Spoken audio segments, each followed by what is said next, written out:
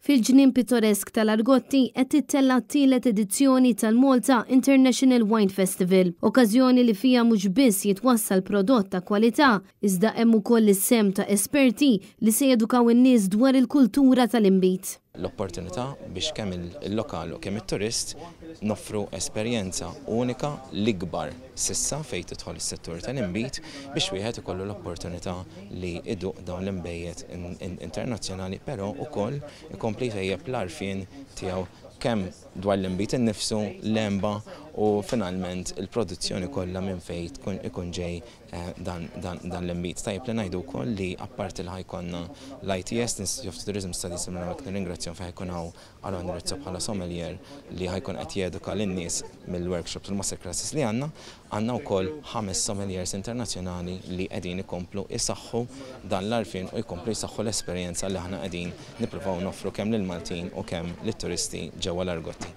Jonathan Pott spjegalna li dan il-festival mhux qed jinkludi biss xorb tal-inbit, iżda ser tiġi ċċelebrata wkoll l-arti tal-produzzjoni tal-inbejjed. Dan hekk kif sommelier Malti flimkien ma' 5 sommeliers minn madwar id-dinja ser ikunu qegħdin jedukaw lill-viżitaturi dwar il-varjetajiet tal-eneb u t-tekniċi tal-produzzjoni tal-inbit. Esperti fl-industrija ser ikunu preżenti għal dan l-avveniment li ser jagħtu għarfien ukoll dwar it-toma u l-istorja tal-inbit. Apparti dan wieħed ser ikun jista' jgawdi mużika live minn bands lokali u wirjiet ta' sfin li ser joħolqu l-isfond perfett tal-viżitaturi li attendu għal dan l-avveniment perfett fil-bidu tal-istaġun tas-sajf. Il-festival jinkludi wkoll produtturi tal-inbit minn Malta u madwar id-dinja li qed jipprovdu lil viżitaturi b'opportunità li jiksbu apprezzament aktar profond tal-kultura tal-inbit. L-attività tibda fis-6 ta' filgħaxija u tibqa' sejra sal-ħadd li ġej f'nofs il-lejl.